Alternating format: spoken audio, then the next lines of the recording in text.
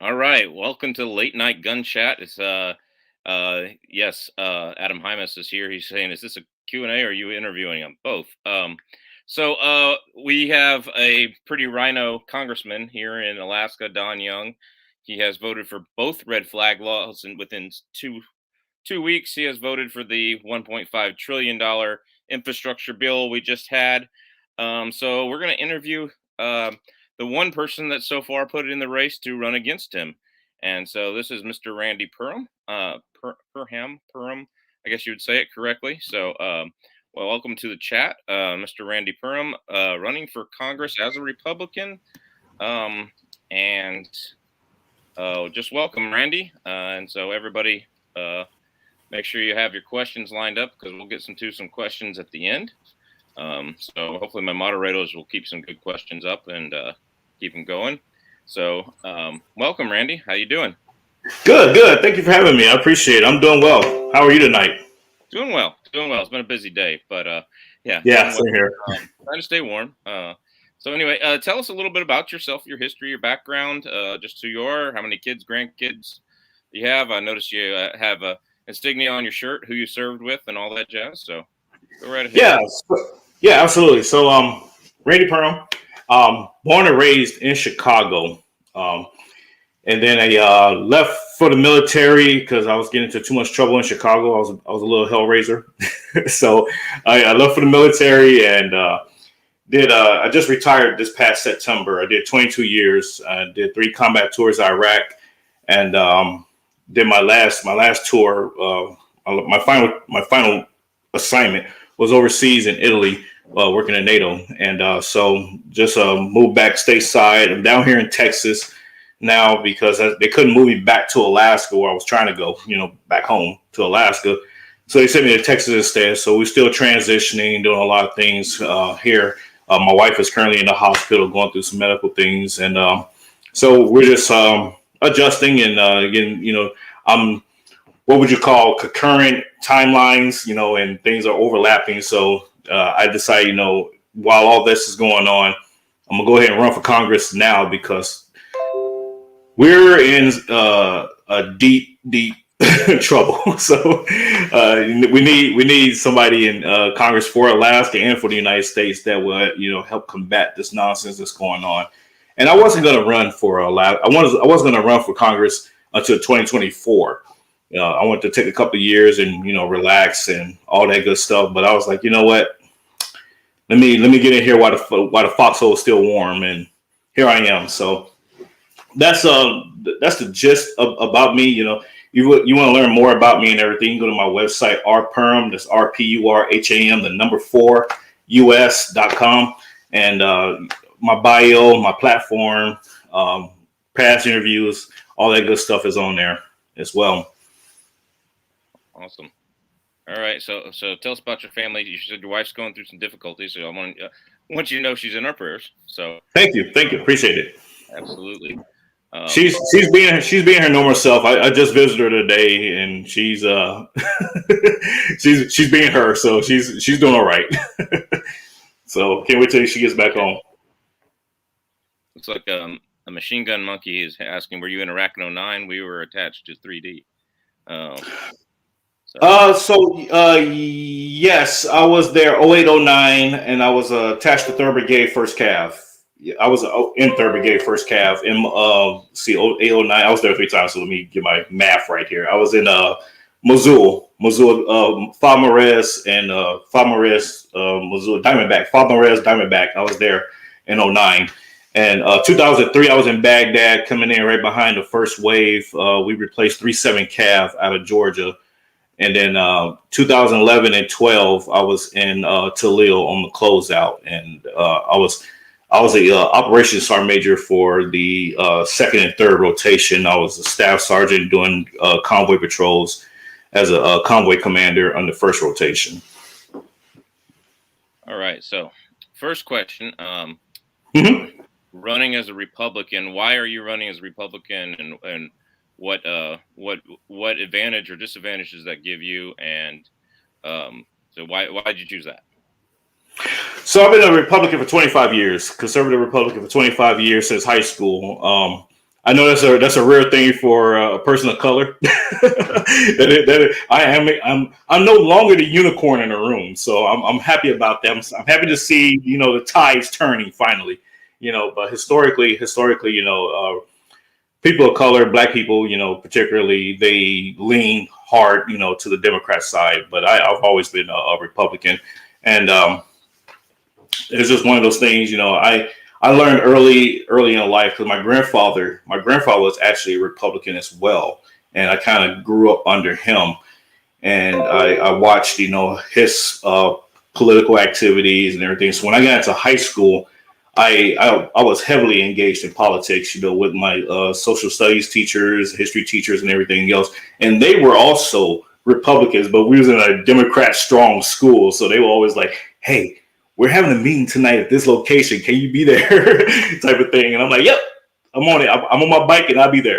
So it was that, and I worked a couple of elections in Chicago. I was in the suburbs, but in Chicago, I worked a couple of elections in high school, learning the process and everything. So I've always been involved in politics currently while I was in the military, and my military superiors didn't like that too much, but I didn't care. That was our that's our basic civic responsibilities. To be engaged and know what's going on. So that's where I was at.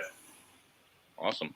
So I'll tell you, as a conservative libertarian person type myself, I basically vote on three issues, and I felt like during the last election, people like me were left out because we didn't have anybody that ran on these three issues. I vote on someone who's extremely pro-life, Mm-hmm.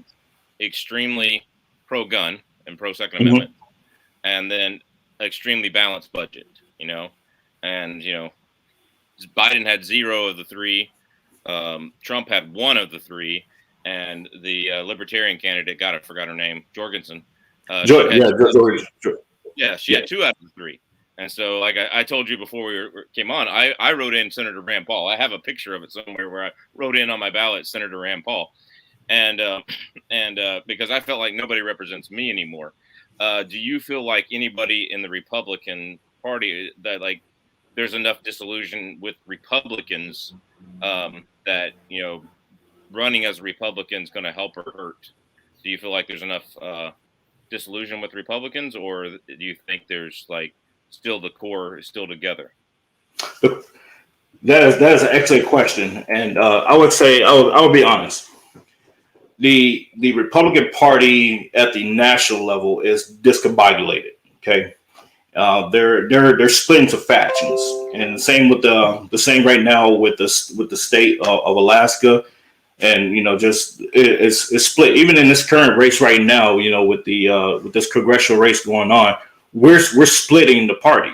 There's some that are favoring Nick Begich the third. There's some still hanging on to Don Young, and there's some that's jumping onto my side. So there's factioning going on in the party, and that's going to be normal because the general platform of the Republican Party is blanket enough to where it fits everybody that's under the Republican umbrella in a sense. But at the same token, there's those that are favoring personalities. They're favoring, backgrounds. They're favoring, just whatever. And so incumbency even. So there's those things that's going on. Excuse me. But that's where we at right now. And we just, I strongly encourage voters all across America, not just Alaska relegated, but all across America. Do your research, understand, what the issues are, understand who your candidates are, investigate them, research them, reach out to them, talk to them, and just to see where they align on things. And that's how we become a informed and educated polity in this society today.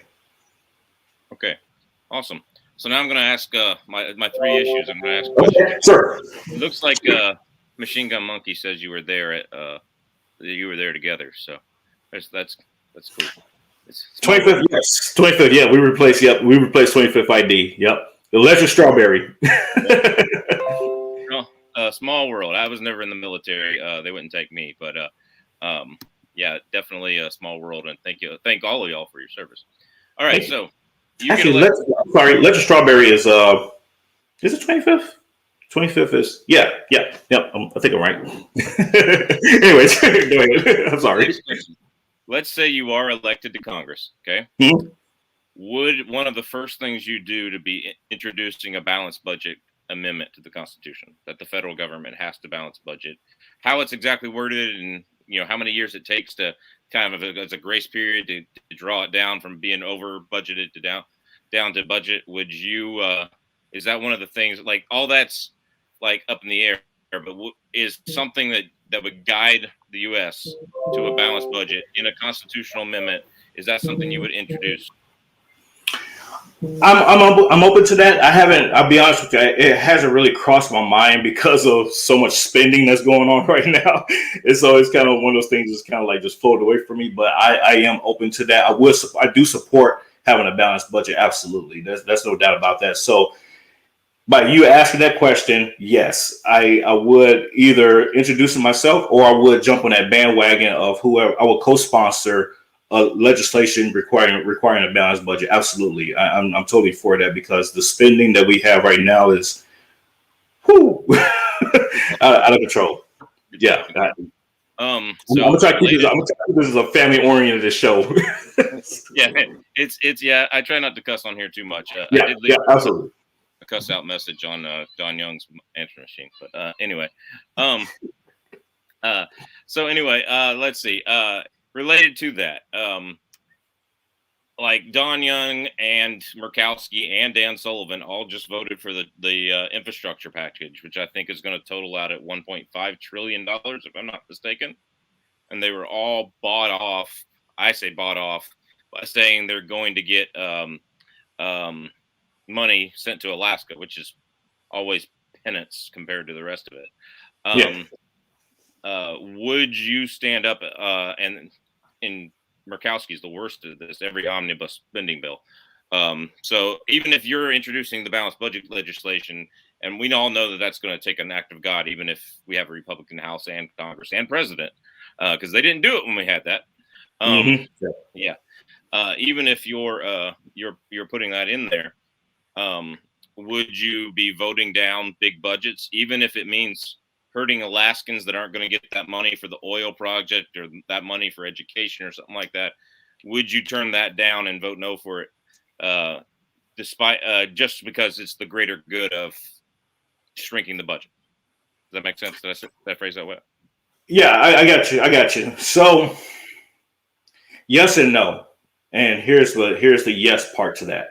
The yes would be I would vote it down, but the no part would be it depends on how it's packaged. So back to the yes, I would vote it down because I personally don't believe in having omnibus bills. I think we should have bills on a singular issue, break it up so it's digestible, it's readable, comprehensible to the legislators, and they can vote on those bills as they come across. That way, we're making sure that things like for the National Defense Authorization Act, the red flag gun laws are not slid in there. Stuff like that. Just Yahoo stuff that don't have anything to do with the bill title or the subtitles.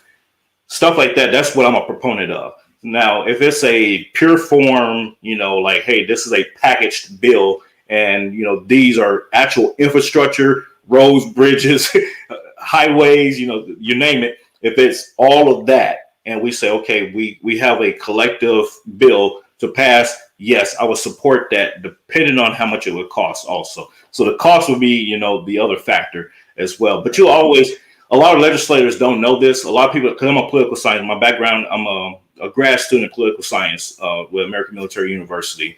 So I'm 2 classes away from finishing my master's in that.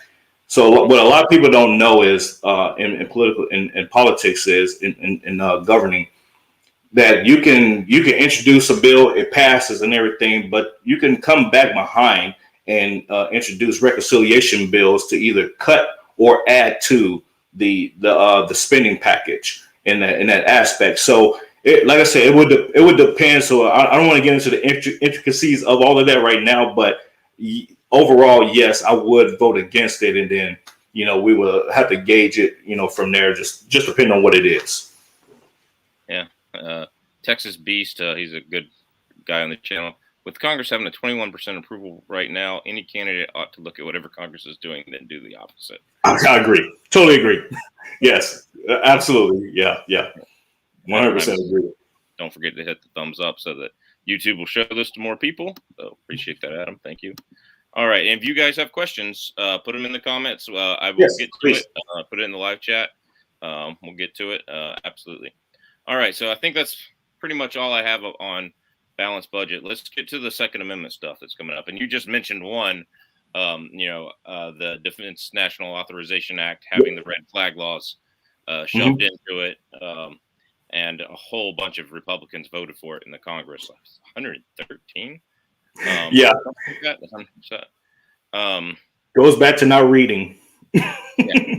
And that goes back to your idea of bills being on a single issue bills. Yes. Single issue bills. And I totally agree with that. I think that would have to be done by constitutional amendment too, but we'll see. I could be wrong. But anyway, so my question is, I see on your website you're a strong supporter of the Second Amendment. Do you favor the red flag laws at all? Could they be rewarded or anything like that? All right, so go ahead. No. Second Amendment is quite clear. Okay, it shall not be infringed. It's no. I can't. It's hard for me. It's hard for me to. I get a lot of Second Amendment questions, and I just say shall not be infringed. So it's hard for me to expound on that any more than that. I am totally opposed to any kind of gun restricting legislation at all. And one of the things I'm actually planning on doing is introducing legislation to ban all federal laws on the Second Amendment against the Second Amendment, because it's unconstitutional at the end of the day. You don't have legislation banning knives, people get stabbed. You don't have legislation on gasoline, people get burned. You don't have legislation on people getting ran over on cars, people get hit by cars. So there's a unfavorable leaning towards restricting gun rights when that is our fundamental constitutional right, and that is something that should not be, once again, shall not be infringed on. So. Right. No, anything talking about imposing on the Second Amendment, I'm always going to be opposed to it because it makes no sense. Awesome. Yeah. So red flag laws, as I understand them, most states have passed them where, if somebody reported a red flag law, they go before a judge with the report, and I'm not even there. It's an ex parte hearing. So I don't even consider them personally a Second Amendment issue. I consider them a Fifth Amendment issue. You have the right to stand before you're accused. And then a Fourth Amendment issue because you're getting seizure without any type of warrant. You have a judge order, maybe. So that's that. Correct. You're absolutely right. You're absolutely right. And any red flag law in that construct is an infringement on all other constitutional rights under the Bill of Rights, under the first 10 amendments. And so that's why you have to be educated in the regards of the Constitution, not just on the boldface, but you also have to be educated under the precedents, the legal precedents that have been set. Saying hey, this can't happen, you cannot do this, and everything else. And once you start throwing those out there, people they'll back down from it, because as long as you allow people to pass these laws and they go unchallenged, the courts are not going to do anything about it, because they know, hey, this is less work that I got to do. But if you have people that's fighting pushing back against it, like these mandates and everything else, the courts have no choice but to intervene and say, okay, we can't do this. Just like the Fifth Circuit Appeals Court stepped in and pushed back against the Biden mandates. It's the same principles. Yep, exactly. All right, Adam Hymas has a question, and I'm not even sure exactly what this is. Would you vote to fund the Iron Dome? Yes, I would have. So the Iron Dome is the Israeli defense system that shields incoming rockets from Hamas and whoever else. And yes, I would have supported that. I am a big supporter of Israel. I have Israeli friends. Coming out of the NATO environment, my last 3 years, I kind of developed some good friends in that region and everything else. So, and I've always been a supporter of Israel anyway. So, Yes, I would have supported the funding of the replenishment of the Iron Dome. Yes. Okay, cool. I learned something there. All right. Would you put forth legislation? I think you just said this to repeal the NFA. Yes. Yes. Yeah. Yeah. Ban it. Done. Yep. All right. To what level should cryptocurrency be regulated? Hmm. I have not. Be honest, I have not thought about cryptocurrency. I really don't get into the cryptocurrency thing because I just haven't. I have never really, explored it. I know what it is, but I just never looked into or thought about, the regulation of it. At the end of the day, if you're making money, well, we're a capitalistic society at the end of the day. So if people come up with, ingenuity of ideas to how to make money, or and everything else that goes along with that, more power to you. And if people want to go jump on that bandwagon and do cryptocurrency, more power to you. I personally don't get myself involved in that. I prefer, Uncle Sam, the green, the traditional currency, but that's a whole different thing. Yeah. So I'm my only thing is I don't get into cryptocurrency either. I don't own a single piece of it. And maybe I should, maybe I shouldn't. It's for my viewers to put in the comments later and tell me what to do. But like my idea is like it should be left alone.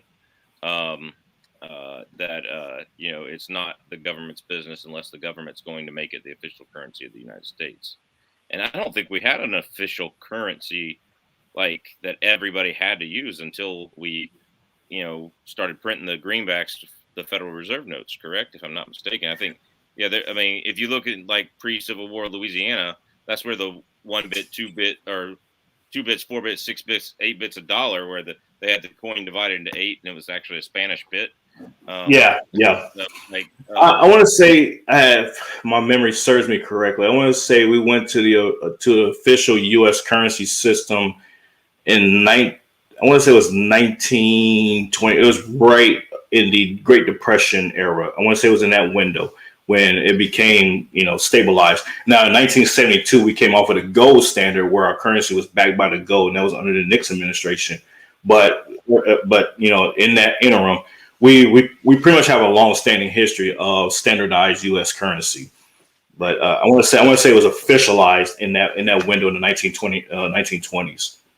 Yeah, I would agree with that. Somewhere in that time period. Yeah, somewhere in there. I don't remember exactly the date or anything. Yeah, and so I personally think there shouldn't be any regulation on cryptocurrency because the U.S. government didn't make it. They don't have the right to regulate it, in my opinion. Yeah, I agree. Yeah.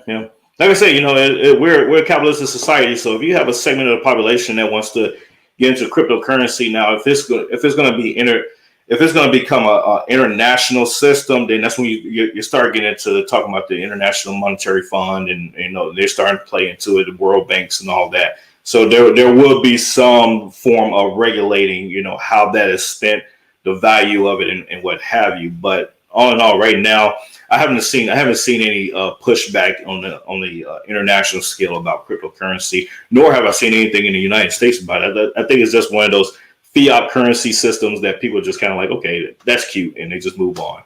Yeah, that's the way I feel about it. If to me the U.S. dollar is a fiat currency system because it's not. Yes. Yeah. So why would I go to electronic something that doesn't even have something I can hold in my hand? Yeah. Exactly. They're both fiats, and I'm okay with like not going back to the gold standard, but basing your currency off of crops or land area or something like that is always something people have proposed in the past. I think Jefferson proposed crops, as a matter of fact. Yeah, I'm not a huge fan, but like your money has to be backed by something. Yes, it does, and I think a land not so much either, because then you're starting to look at we start getting into the class system. We're starting to get into the classism when we're doing that. So it would. Going back to the gold system, not so much either. Maybe precious metals in a collective sense would be something, a little bit more a little bit more digestible for the American people to handle, but not just singularly gold, because then it'll get crazy. And that's why we came off of the gold standard in the first place, because gold was not such a U.S. commodity based system, unlike silver and coal even, or oil. So yeah. Of course, one asteroid mining. I'm a big space science nerd, so one asteroid mining would collapse the world's currencies on gold. So, yeah. So there's all that. Duke Lantry wants to know, what about binary triggers? Well, if you repeal the NFA, you don't have to worry about binary triggers. But yeah. Jonathan Alberti, Aliberti. Jonathan A. Liberty. Okay, sorry. Aliberti. Yep. Would you introduce legislation to fight spying on the general population? Yes, I would. If that became an issue, so we still fall under certain provisions of the Patriot Act, and that was introduced back under the 9/11 reign. So I think the validity of it for today doesn't really apply so much, because we're not seeing so much, so to speak, national security threats. I mean, hell, we might get back to seeing it because the southern border is wide open. So we're already seeing reports of different terrorist groups and individuals coming through. So we might end up going back, to enforcing the Patriot Act and reinstalling some of the ones that have expired, already. So it's one of those things, we have to be careful. I'm not for spying on America, on the general population. No, I'm not for that at all. I'm not saying that. But there is a necessity to have a strong national security, and that's even, with those that are, American citizens at the end of the day, because there are American citizens, homegrown terrorism, that is a real thing. So it gets to be a slippery slope. But I would say, also, I'm also a proponent of, if let's target those that send up those red flags and go from there. Right. So basically, it's like you would support, like, if the NSA or the CIA wants to spy on a domestic terrorist, or FBI, you would support them getting a warrant to do so, correct? Yes, yeah, they would have to go through the proper channels. Not even a FISA warrant. We already see how the debacle is with the FISA warrants with Right. under the Trump administration, when they was going through their election and everything else. Not a FISA warrant. It has to be a legit, transparent. Show me the proof. Show me everything that's warranting going after this person or this group of people. It would have to be that. That's something I would support. Because I understand the necessity of staving off any kind of like attacks or what have you. So yeah. Right. All right. Adam Hymas wants to know if 40 Smith & Wesson is better than 10 millimeter auto. The answer is no, but yeah, go ahead. I personally, I don't know exactly. I personally have a 45 and a 22 and a double barrel shotgun. So, but if I had to jump out there and choose, I would probably say a 10 millimeter. Okay, you're a good man. I like you. Okay. Okay. I'll probably say 10 mil. Yeah. Yeah. No, they're both good for what they are. But yeah, absolutely. It's the same projectile, more powder behind the 10 millimeter. Mm-hmm. Yeah, so, exactly. Yeah. That's that. Michael Kaler, good friend of the channel here. Do you favor a flat tax rate with no deductions?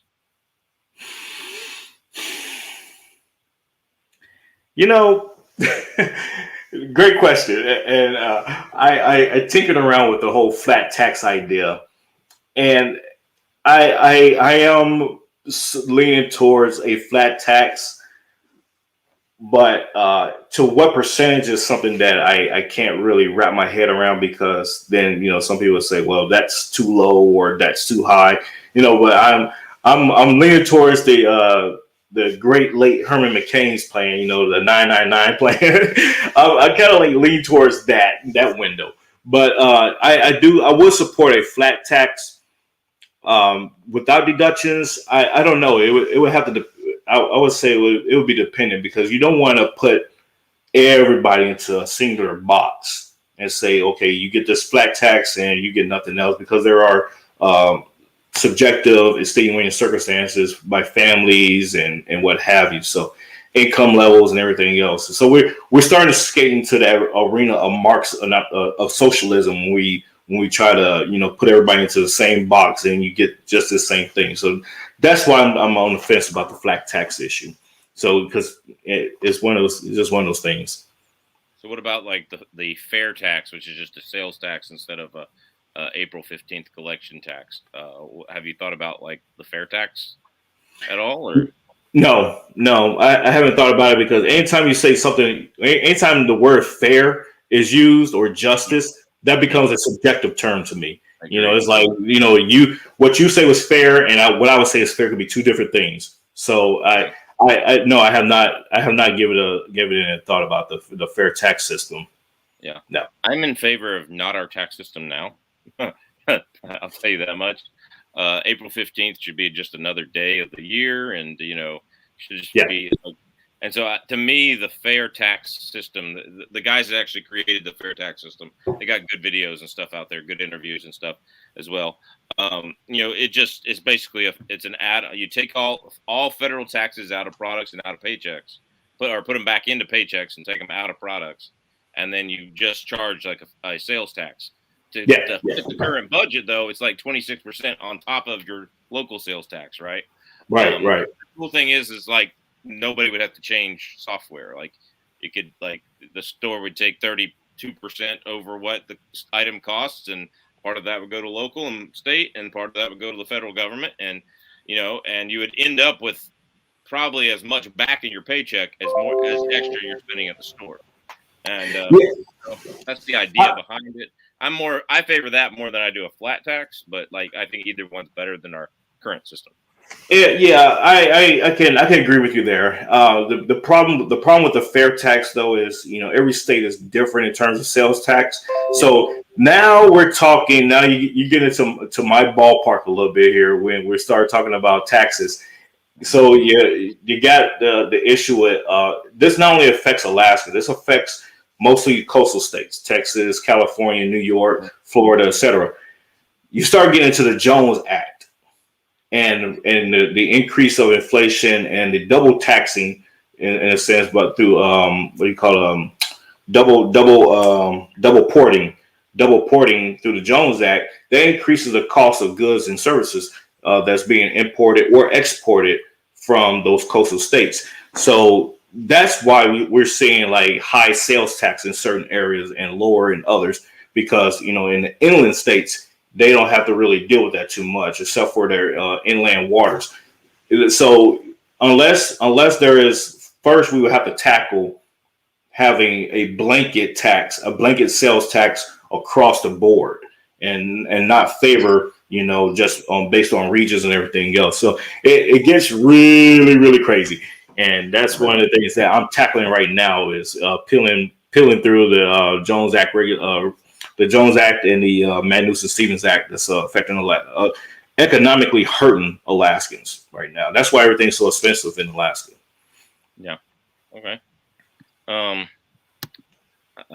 Gonna ignore this question. It's a good question, but like I don't think it has to do with your elections. It's a good question, and flying over. Why is that the FBI joke? I'm not even tracking that. yeah. I wondered the same thing. Now that you brought it up, I wondered the same thing. That is a good question. All right, but he does agree with you on 10 millimeter. Awesome. Yeah. Now I have to go look at 10 millimeters now. Yeah. Well, see what makes 10 millimeters so popular here in Alaska is with the right barrel length, it competes with 357 Magnum, right? Yeah. They're neck and neck. I've done some videos where 357 Magnum wins the numbers, but is less in penetration, and sometimes 10 millimeter wins the numbers, but it's slightly more in penetration. Like they're neck and neck, and basically the penetrating power of the 10 millimeter is there to successfully defend yourself against a brown bear.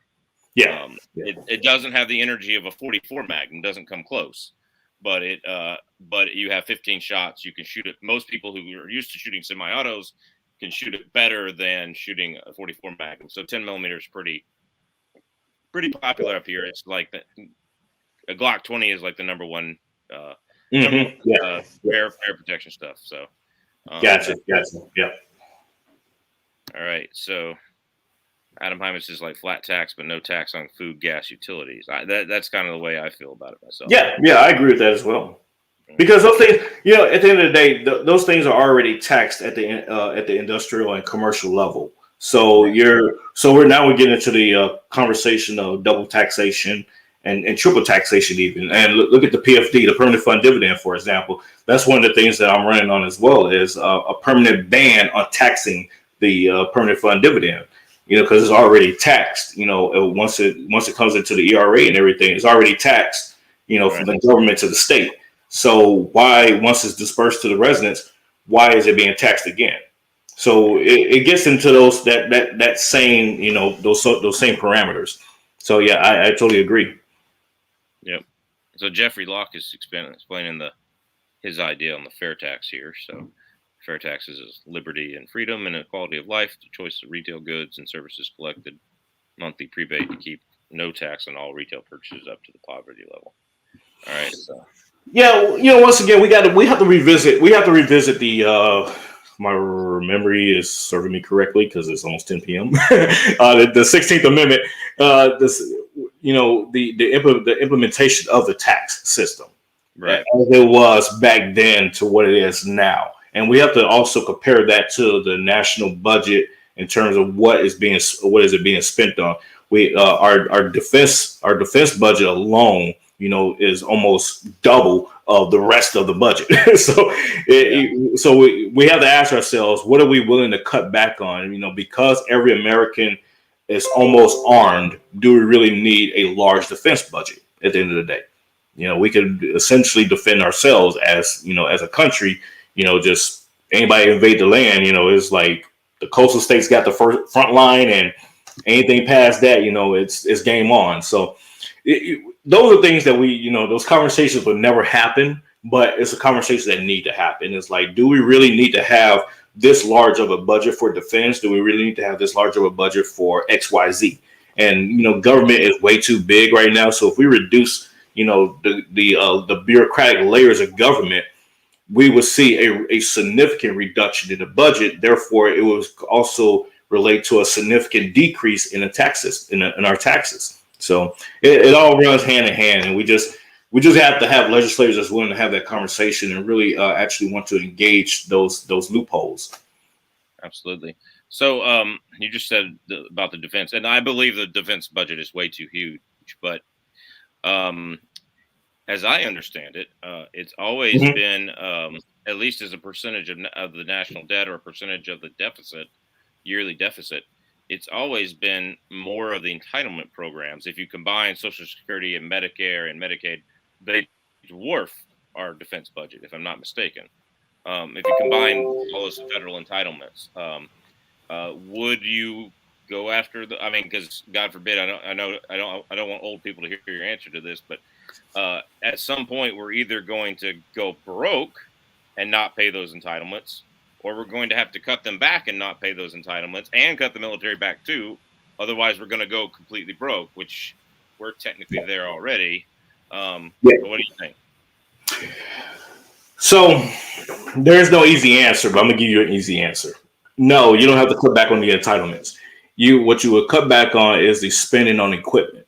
Now, we being in the military 22 years, I can tell you, every unit I was assigned to, there was literally a motor pool full of vehicles that never moved the whole time I was assigned there. Like there's a whole fleet of vehicles that was never touched, and so you have a lot of wasteful spending on just equipment alone.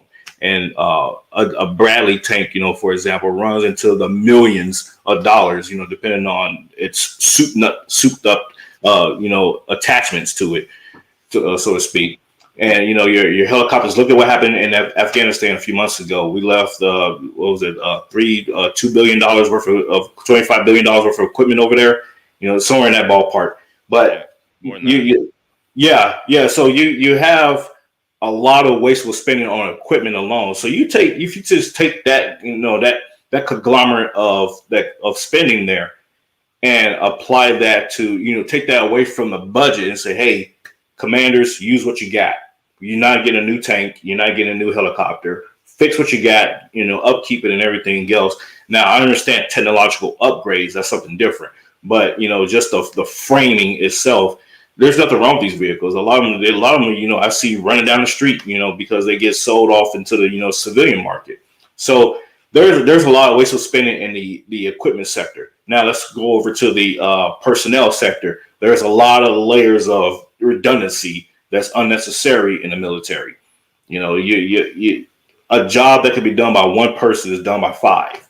So shrinking down. I'm not saying necessarily shrinking down the military, but shrinking down the necessity of the jobs, because that's creating acquisition and supplies and everything else. So there's that supply chain factor that's being played in there as well. You can employ those people into doing something else that's more productive.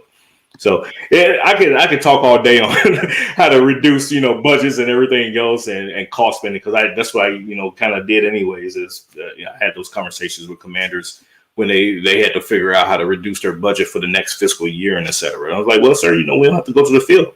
We can do everything in the back of the motor pool. So, like, why waste that? Why waste that gas? So it's Sure. All right, so I'm going to share this with you. You're obviously a study man to debate a little bit with you here. So, so this is the USDebtClock.org. I don't know if you're familiar with this website. Yeah, I am.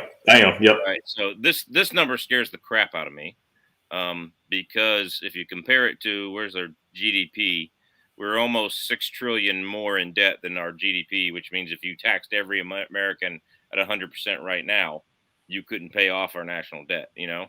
Nope. And so, but this was what I was telling you about there. The defense budget is $700 billion, but Social Security is over $1 trillion, Medicare is over $1 trillion, 1.2 and almost 1.1 trillion here. So, like, I don't see how we're going to cut $1 trillion from the budget. So here's the official U.S. spending, and here's almost 3 trillion in budget deficit. I don't see how we cut 3 trillion in budget deficit with just 700 billion in defense needs. You see what I'm trying to say? Yeah. Like, I think like the time for cutting like the grease off the bacon, is done, and you're actually going to have to cut the bacon. Mm-hmm. Yeah, Yep. like the trimmings are done. They've cut, well, haven't cut them, but they've cut some, and at this point, we're going to have to get meat and potatoes. And as much as I don't want to hurt like seniors, I still believe personally, as I told you before, I'm more of a libertarian conservative, that it's the family's job to take care of a senior. When my parents are old, me and my brother and my sister are going to have to get together, even though we kind of hate each other, and we're going to have to decide, hey, this is what's going to happen with mom and dad. They're going to come live with you. No, they're going to come live with you, or something like that. Like, it's the family's job to take care of them, or it's your own job to take care of yourself by planning for retirement, which I've done a horrible job of. But anyway, same here. Yeah, sorry to my 16-month-old son up there. You're gonna have to change me when I'm in diapers, buddy. So anyway, but yeah, I just don't see like how we can get enough to make a difference here. Because to me, we're broke if we're spending 6 trillion, almost 7 trillion, and we have a deficit of $3 trillion. That means we're broke. Yeah. And we have back in the Obama years, if the U.S. government was a family of 4 making $50,000 a year, they were spending $75,000 a year and already had $700,000 in credit card debt. Like now, that's just even like it's a family of 4 making $50,000 a year. They're spending $90,000 a year and have $2 million in credit card debt. Is how I see it now. And and earlier, I didn't vote for Trump because Trump during the Trump administration he added 7 more trillion to this. Yeah. Yes. So like I didn't vote for him the time because he added 7 more trillion to this. So I just don't see. This is where we get.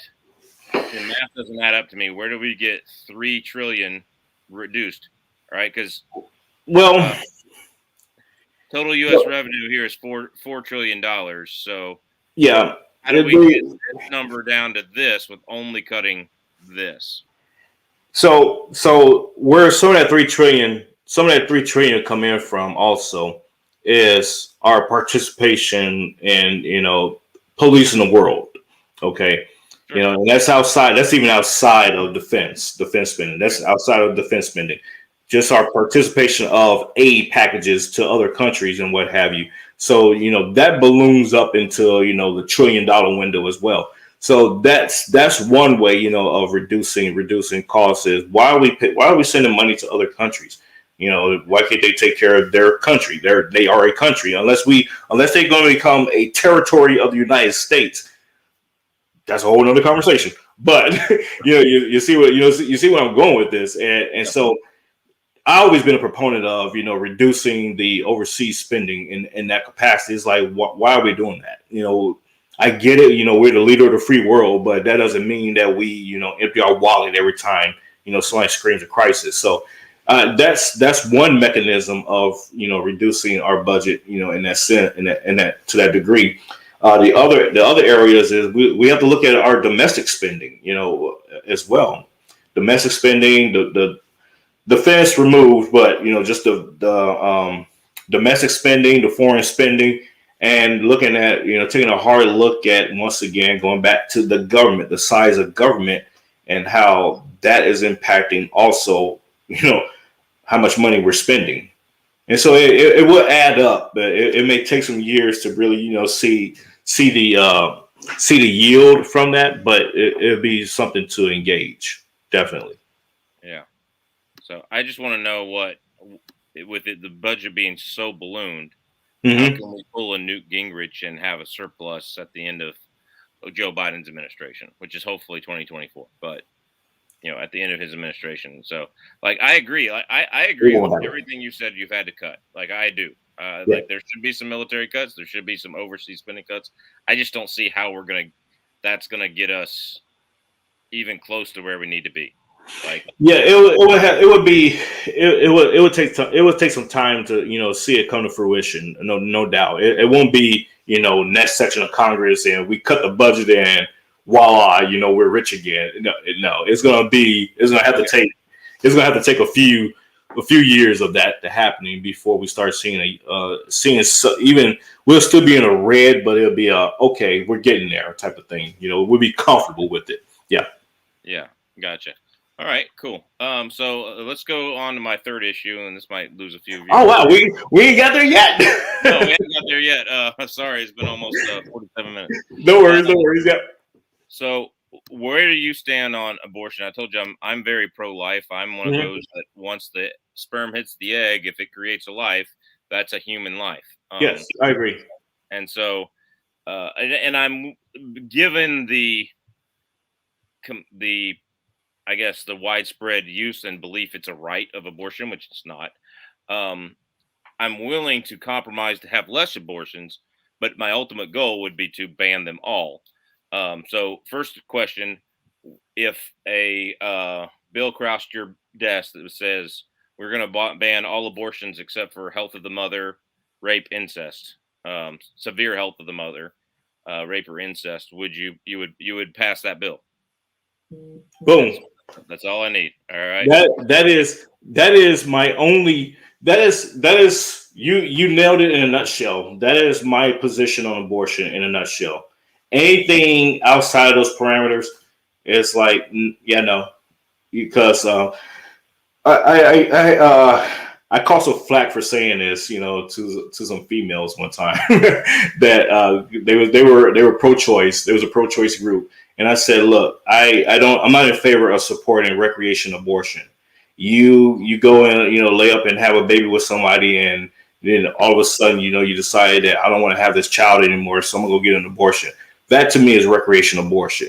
You're not being responsible. You're not planning. You're not doing anything. You just willy nilly. Oh, it's my right. It's my body. It's my right. Yes, it is your body. It is your right. However, don't expect me to support financially through taxes or through whatever mechanisms that may be to advocate for you to do something because you decide to be irresponsible. So that's my stance. So yes, outside of medical necessity, lack of medical technology, so to speak, rape through rape, because I also don't feel that a person should be subjected to having a child when, number one, they may not have been ready to have a child. Number two, there may not be a support system in place for them to support that and that them and and a baby. There's so many different variables there, because I've seen rape victims, and I've seen some that I had soldiers that were raped and they were impregnated, and because they did not believe in abortion, they did not have an abortion, and they ended up going through hardships unnecessarily because they did not have those, they were not prepared for those things.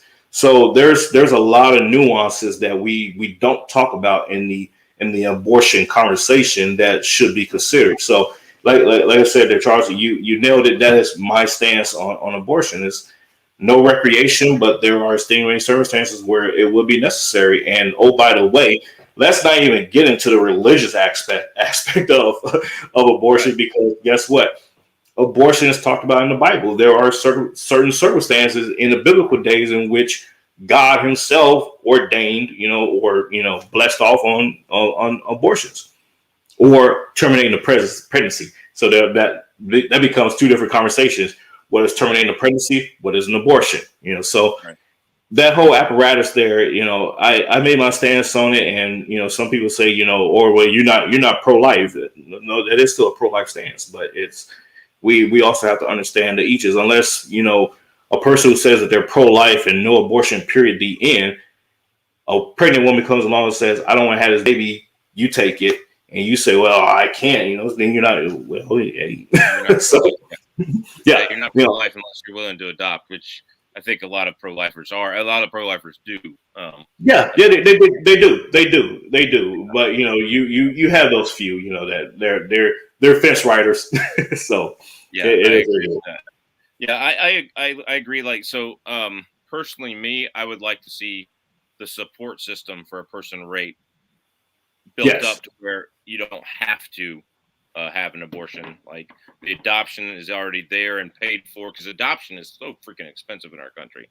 I have friends who are liberals, and they adopted a kid out of our school system. They're teachers here, and I assume they're liberals. I don't know them well enough, but I assume they're liberals. And like, it cost them $23,000 to adopt this kid, and God forbid you're a white couple trying to adopt a native kid here. And why?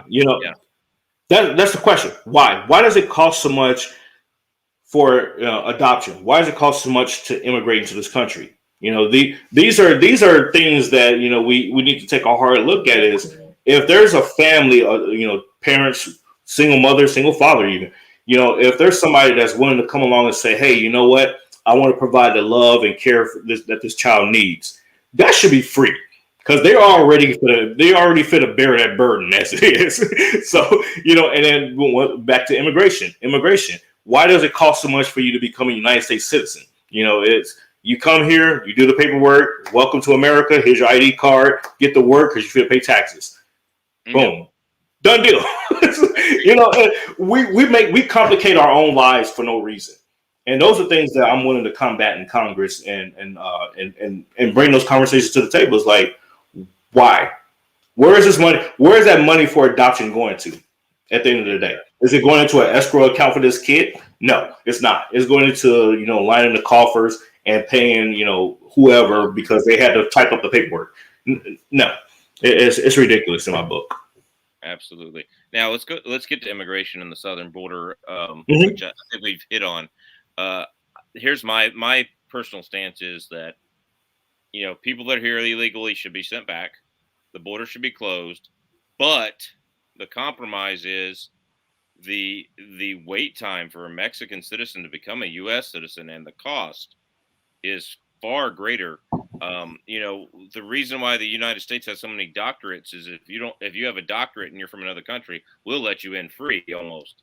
But God forbid if you don't have a doctorate from another country, you're barely here at all. So, I guess what would be your stance on it? I guess to me, it's like, open up the legal process to where it's wide open, but make sure you shut down the illegal process. That would be my stance. How do you feel about that? So, for immigration, I kind of laid out a couple of things on my website there, but for the sake of the audience here, for me, immigration is very simple. If you are here illegally and you've been here for whatever amount of time, and I would implement a amnesty program and say, hey, you have 90 days or 180 days. I'll be generous, 180 days, 6 months to go to the nearest immigration office, social security office, DMV, whatever. All these facilities that are state ran or federally ran that accommodate licensing, IDs, and what have you. There will be a small section there where they can apply for citizenship, go through the vetting process, no out of pocket costs. You go through the vetting process. We know that you are here and you have an ID. Here you go.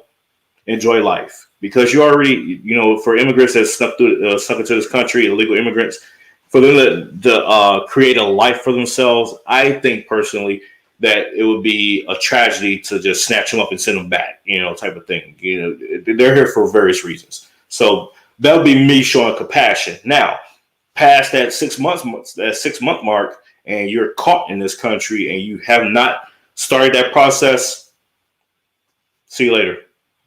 Gotcha. That is a simple solution at the end of the day. And now to your second question, because it was kind of a two-part question, I think.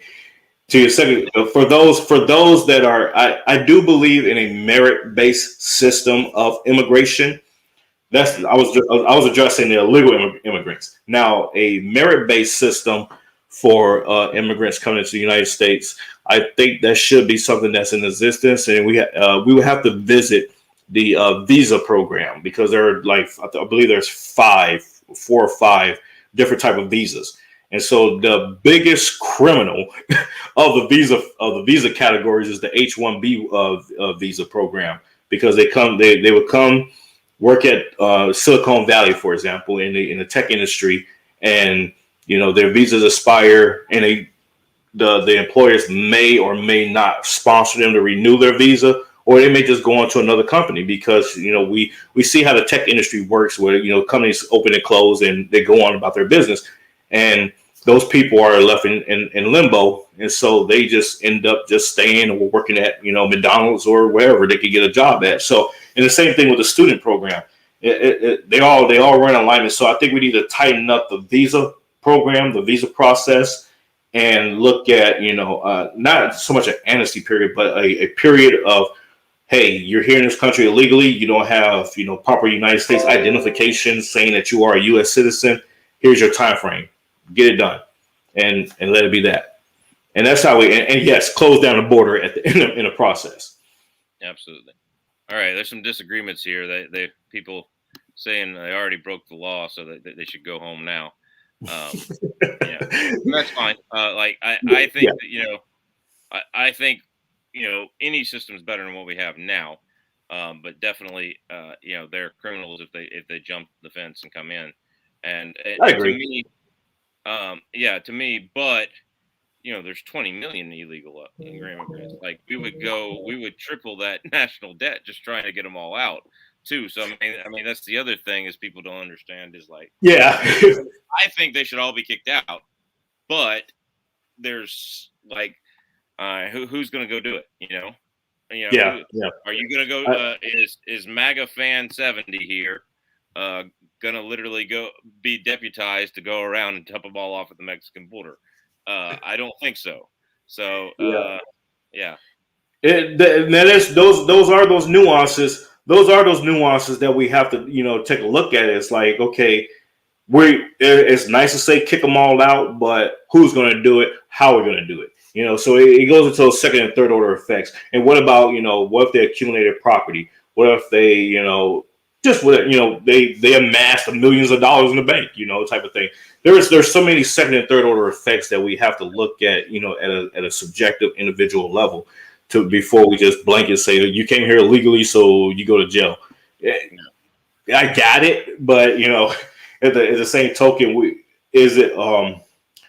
also have to look at our own system that paved the way to allow them to come here illegally at the same time.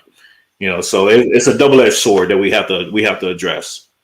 To me, the worst part about the immigration thing is the huge just drug gangs and wars in Mexico. Hmm. 25,000 people dead in Mexico Yeah, from all the gang and drug violence. I mean, that's what that's 20. Chicago. Yeah, I mean, yeah, I mean, it's like Chicago on steroids. I mean, it's Yeah, bad. yeah, I grew up in Atlanta, so yeah, it's Atlanta, it's Chicago, it's Houston, right? It's yeah. DC. Hmm. It's Mosul, it's it's Yeah. Baghdad. You um, it's just 25,000 is more than we lost in Iraq, and Hmm. it's more than we lost in Afghanistan, and combined, it's over double that. If I'm mistaken, and like there's a war on our southern border, and to me, it's like, well, if we took the money that we you know put into the drug war and put it into drug education and rehabilitation, Yeah. like it would solve a whole lot of the problem because the making it completely. I still think most of the drugs that are on the list should still be illegal. Don't get me wrong. If you're caught with them, you go to jail. Don't get me wrong, but like, why are we sending the DEA to foreign countries? Why are we, doing all this investigation in foreign countries? Why are we, you know, um, you know, under the Obama administration, shipping guns to the drug lords? But Hmm. why are we Yeah. doing these things? And why can't we make it a demand problem instead of a supply problem? I mean, because until we fix 20% of our people wanting, or 30% of our people wanting to be on drugs, we're never going to fix the immigration crisis at the border. Correct. You're absolutely right. And that is clamping down on the border, and but there's money to be made, and that's the reality. Everyone that's involved with the pharmaceutical industry, and I say pharmaceutical, I mean that blanketly. Street drugs, pharmacy drugs, you name it. They all there's money to be made in this industry, and that's where we're seeing these problems.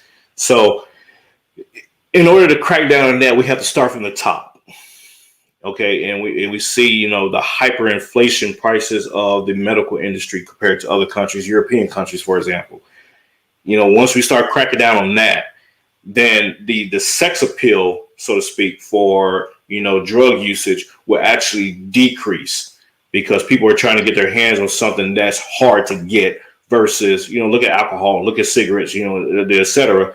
During the prohibition years, everybody was trying to do it because it was illegal to do it. But Right. once you kind of like clamp down on it and say, okay, yeah, this is illegal, but we gonna bring down the restrictions on it. Then people will be like, okay, that's an everyday thing and no big deal, and they move on from it.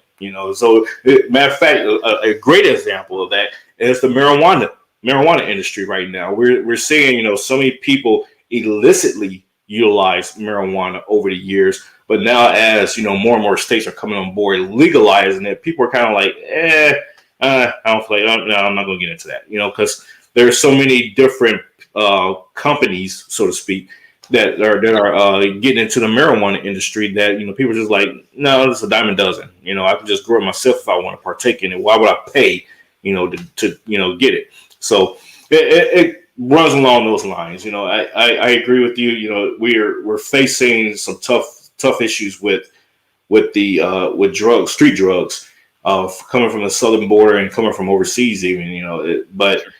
it's money to be made in the industry, and no one who is a proponent of money, of having money, will be opposed to that because they look at that as is just capitalism and it is working. That's Right. how you gonna look at it. Yeah. And so that's my thing is you cut down the demand, there's Yeah. no need for it. So yeah, and Hmm. so like I know, like, putting the money into education and drug free things is not exactly been working for us. Nah. But putting it into rehab, putting it into like all sorts of other, putting it into just commercials, putting it into like guest speakers, going around the schools, whatever. Like taking all the money of the DEA is funded, and cutting it in half because we got to cut the budget, and then putting the rest of the money in, Yeah, yeah. is definitely It wouldn't work. It does not work, and it would not work. That it goes back to your home upbringing. It's yeah. teach your children, hey, don't get into drugs, and if you get into drugs, don't call me. You're on your own, and they're gonna figure out how hard life is once they get into that lifestyle, and they may or may not stop and turn life around. So it all starts in a home at the end of the day. No matter what program or agency exists, it starts in the home at the end of the day. Absolutely. So that's one thing I'd like to bring up real quick. I know we've already gone over time, but that's fine. Mm-hmm. So I'm a school teacher. So by trade, that's what I am. I'm a school teacher. I teach. I'm sorry. I teach elementary. What do you think I'm doing YouTube for extra money for? I'm doing elementary education, and I see kids all the time from horrible backgrounds and great backgrounds, and some do well, some don't. What do you think? First of all, I'm becoming a libertarian conservative, or more libertarian conservative. I'm for defunding public schools and going all private and spending the money on all private, but whatever. That's never going to happen. All right, that's the ideal. Right. Yeah. Compromise steps to get there. But my thing is, would you support something like tying welfare money, federal aid money, to performance and or attendance in school? Because we see a ton of kids just not coming and not performing. And I think there are cities like Philadelphia where the minority populations can only read at a 4th grade level in 10th grade. To me, the problem is twofold. One, it's a system that passes on kids after kid after kid that just passes them on without any consequences. Yeah. And then two, it's the second problem is there's no motivation from the parents or the kids to do well. In Japan, if you don't do well, you don't get passed on to the next school. You go to a trade school and your parents basically tell you to commit suicide, which is wrong, but still, you're not good enough for this family. You didn't do your job. And the peer pressure, and in almost every country in the world uses that similar model. If you don't pass to get out of elementary school, you got your 3 chances. Sorry, you're going to trade school. Sorry. And I was talking to somebody who grew up in Germany. They called it tree school because apparently in Germany you're dumb as a tree instead of dumb as a rock like you are here in America. Yeah. But they said that single person to tree school because it was the social pressure was so high that even the dumbest guy would go down and study. So it's that's that. I'm sorry. Somebody's saying my volume isn't good enough. My internet is pretty bad here too. So yeah. No worries. I got you. I'm hearing you. I can hear you.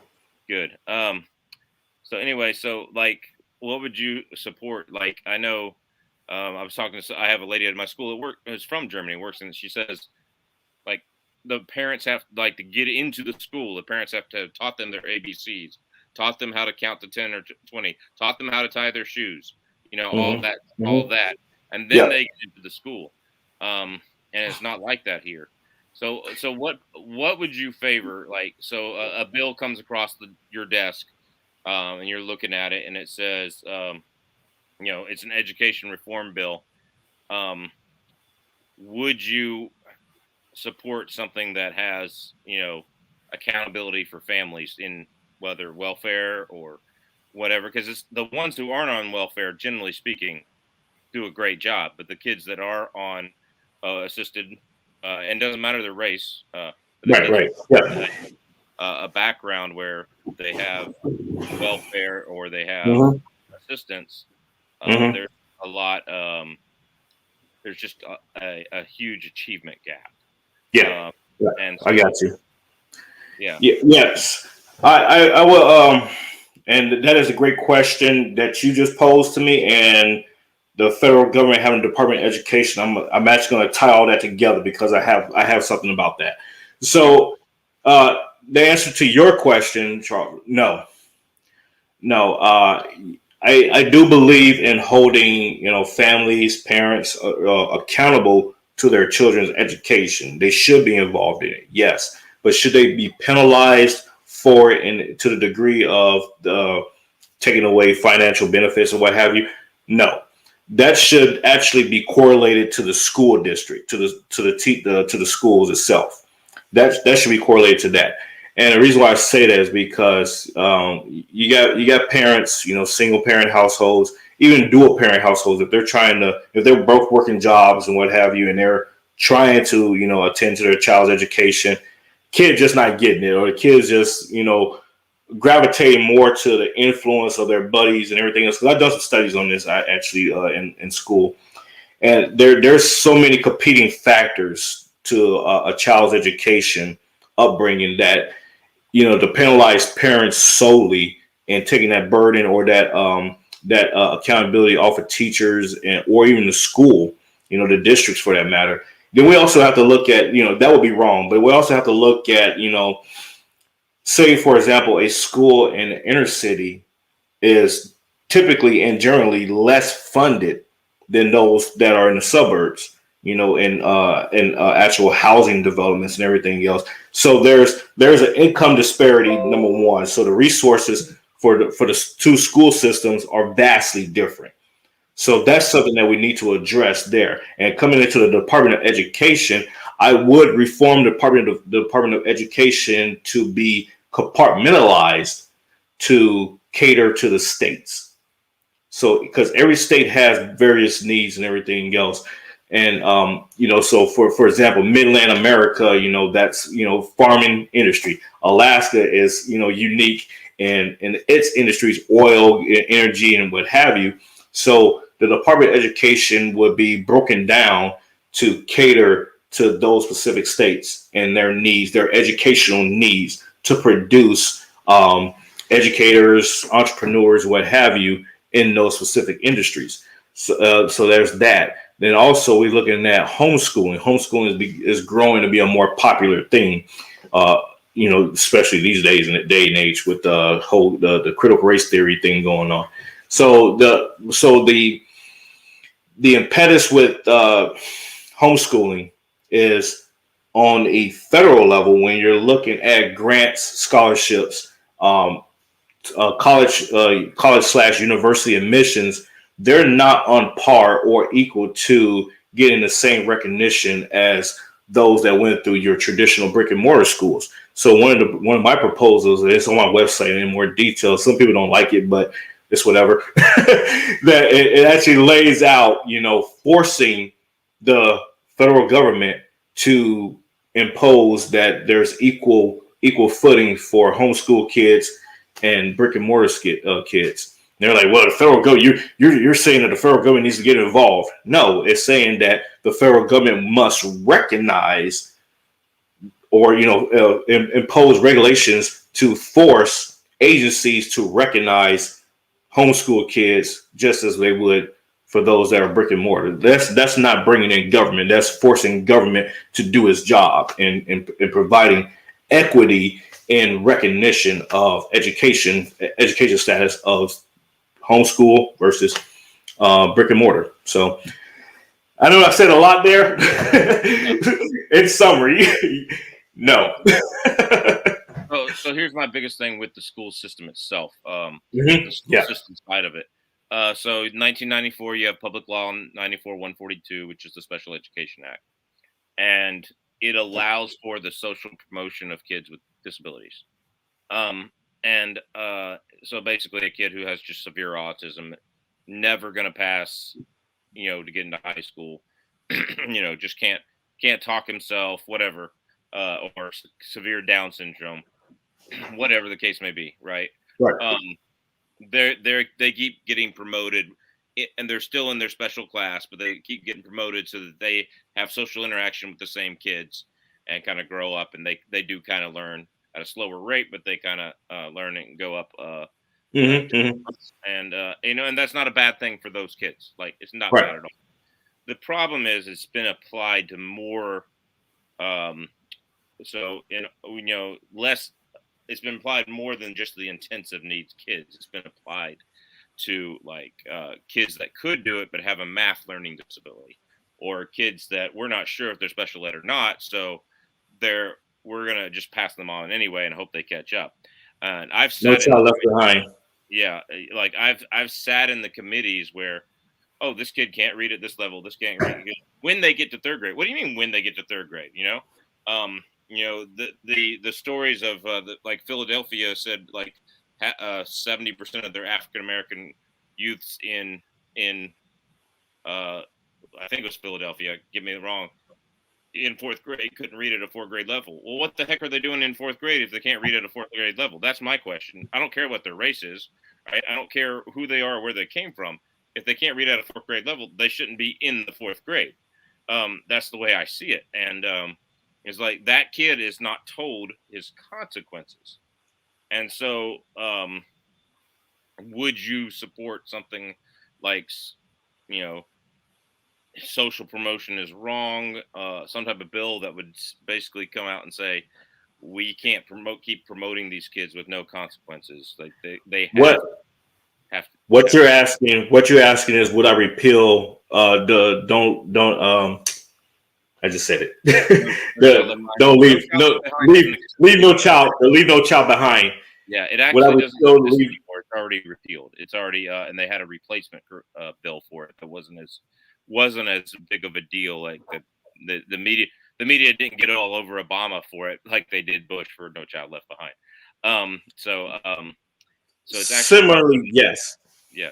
Yes, I would, because we're doing two things here when we're advancing a child in the grade levels that they're not ready for. We're doing two things. One, we're hurting that child, and this goes back to very similarly. Not to get off course here, but it goes back to the very similar. I totally agree with the late Justice Antonin Scalia about this point of putting somebody forcing a school to admit somebody who's not ready to be there because they're just not mentally capable of keeping up with the academic rigor of that institution.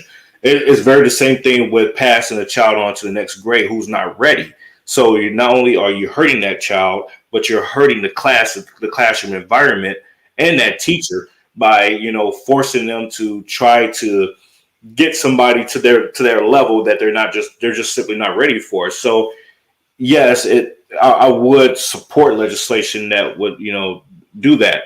Also, coupled with that is I will also look at instituting a classroom environment within these schools so that those kids can still have that social interaction and everything, but not a special ed classroom, but a classroom specifically designed by grade level of, hey, these kids just not getting it, and they're fourth grade for the third year in a row.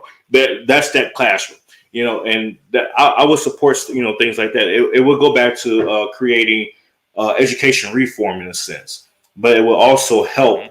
It will also motivate parents because that's embarrassing to parents. They'd be like, you know what, I need to just go ahead and sit down with my kid for 2 hours tonight and help them with their homework and everything else. And parents may even learn something in the process. So there's so many the pros and cons. The pros outweigh the cons on that. So yes, I would support that.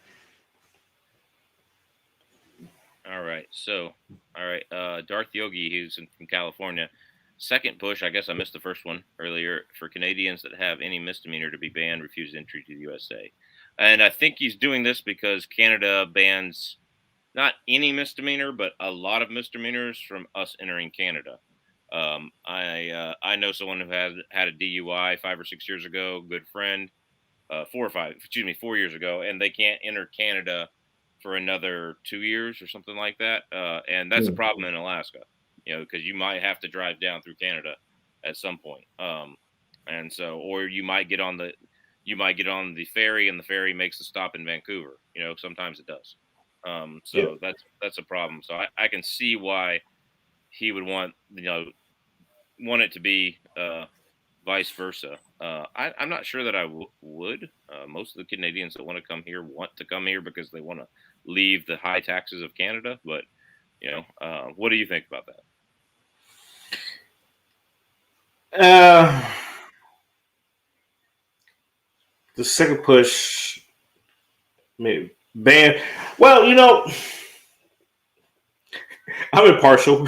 I would say, if we're saying, we're gonna ban people from coming into a country because they have, some kind of crime rap sheet, you're looking at, banning almost half of the United States from Yeah. movement, at some juncture. So that becomes a slippery slope once again. So no, I wouldn't jump on that. That's been a little bit, dictatorship there. It's Yeah. like To me, no, that would be more the office of the president appointing who can come in and who can't, and that's under their yeah, power. And maybe it shouldn't yeah, be under their power, but right now it is. So I think yeah. your question is, if you win, I want you to abolish a 2-year rule for hunting an AK if you buy property. Yeah. So if you buy property here, I still think once you become a resident here, you still have to have a year before you can apply for a resident hunting tag, if I'm not mistaken. So I think it's only 1 year there. But I'm not sure about the out of state things. But that's a state issue, Darth Yogi. He's running for national Congress, so I don't think that that falls under your jurisdiction. Not exactly, but it could, so that could tie into, some, fish and wildlife, game regulation, national regulation thing as well. Yeah, And no, I wouldn't support that. I wouldn't support that. Yes, I would support abolishing that 2-year rule. But if you're a United States citizen and you just so happen to move into another state and you got property there and everything else, you're a resident just like everybody else at the end of the day. So why should you be restricted from doing something, especially if you just bought property there? It's not like the property is going to go away overnight just because you shot a moose. So to me that's ridiculous. That's just bureaucratic BS that exists for no reason. So to answer Dark's question, yes, I would abolish that 2-year rule, even if it was a 1-year rule, even if it was a 30-day rule. It's no point to it. yeah, I'm pretty sure that you're running for the national legislature. You wouldn't have for Congress. You wouldn't have any say on that. But you're right. It might be a national thing. That brings up. There's a lot of lands the federal government is setting aside not to hunt on anymore. This is a big issue in Alaska the last few Yeah. years. Yep. Some of them, one of them, I was actually going to hunt on. So are you looking about opening up those lands more public lands to hunting and fishing and stuff like that? Or I would be a proponent of that as well. So Alaska, a lot of people don't know, when Alaska was chartered into becoming a state in 1959, January 3rd. There, 90% of Alaska's land is still under federal control. It's basically leased back to state running, but on paper, it's 90% federally controlled. So that's why we're seeing a lot of issues with ANWR, wildlife and fish and wildlife the industry, being trampled on by the government, is because they still control it in a sense, and they have say so as to what can be done and what cannot be done on it. So yes, I would push back and would propose legislation to not only return land back to actual, the state of Alaska for state control, but to give autonomy, environmental autonomy to the states, because that's part of the 10th Amendment. The Constitution does not delineate or delegate to the Congress or the federal government, for that matter, control of state lands. So I would definitely push for that. absolutely. I couldn't say that any better myself. So all right, well, we've been going for about an hour and 20 something minutes here, so we probably need to get going here. So any final words or thoughts that you would like to have? Just like tell us why you're running against Don Young, and I think Mark Begich, who ran as a Democrat before. That's suspicious. They're in the No, race. What are y'all? What are your final thoughts? And tell us why we should vote for you and not them. Yeah, Congressman Young, he's been in office since 1973, before I was born. I was born in '80, so I'm 41 years old, and he's been in office for 48 years. And he cannot serve, Alaska like would effectively serve Alaska anymore. He can't serve on committees anymore in Congress. And in the last 5 years, a lot of Alaskans don't know this. I've been talking about this. Last 5 years, he's proposed 186 pieces of legislation, and only 8 turn into law out of the 186 that he's proposed. And a lot of those pieces of legislation are repeat legislations from the year prior, because they couldn't come out of committee. They didn't make it out of committee, so he just resubmits them over and over again. So he's not doing any work, really. It's an ingenious move at the end of the day, but it's a disingenuous for Alaskans at the end of the day. That's number one. Number two, Nick Begich III is a byproduct of Don Young, a protege, so to speak. He worked on his campaign last year and everything else. So what Alaskans are standing to see, if they don't want somebody like me to come along who don't have those kind of ties, is you're getting a Don 2.0 at the end of the day. And my legislative and political philosophy is very simple. What's in it for Alaska? And what I mean by that is, before I co-sponsor or before I even sponsor legislation, the question will be asked: what's in it for Alaska? How does it benefit Alaskans? And if it hurts Alaskans, I guarantee you, it's not something that I will sign on to. And I may catch flack for that, among the caucus, but that's something that, I'm standing with, my constituents, not with a party. So that's where, where I stand with that. But for anybody out there who wants to learn more about my campaign and learn more about what we're doing, you can go to rpurham, RPURHAM, the number 4 US.com. And we'll be happy to answer any inquiries, questions, or what have you, because this is a national election. And for Alaska, it's a consequential election. We're now going into ranked choice voting. So, this is something new for Alaska. So that's going to create a lot of confusion at the ballots in August and in November. And, the one thing that a lot of people don't understand, I'm catching flack because I live I'm down here in Texas and not in Alaska right now. But there's some things going on with that. But what people don't realize is, what I have here is all of the Alaskan residents who are current voters who live in Texas in this area, 250 of them. And I go, talking to them, going door to door, talking to them, seeing how they doing and everything, and handle my my little flyer and everything. So Alaskans are all over the United States. There's 3,000 all over, the state of Texas itself. There's over, I want to say it was 4,000 overseas, in different locations. So Alaskans are all over, the world, literally. So we have to meet them where they're at, the best we can. And so when I return back up to Alaska in a couple of months, I'll be on the ground, hitting it hard and running and shaking hands, kissing babies. So yeah, that's what we'll be doing, and taking shots. Yeah. All right, man. Well, I'm happy that you came on. Thanks for coming on my little. Yeah, thank you for having me. I appreciate it so much. And maybe we can do it again sometime if you'd like. Yeah, absolutely. I'd love to. Anytime. And hopefully this YouTube will share this video. And thanks a lot. So we're going to go ahead and end the broadcast. God bless. Take care. All y'all have a good night now. Yep. Take it easy. Thanks again.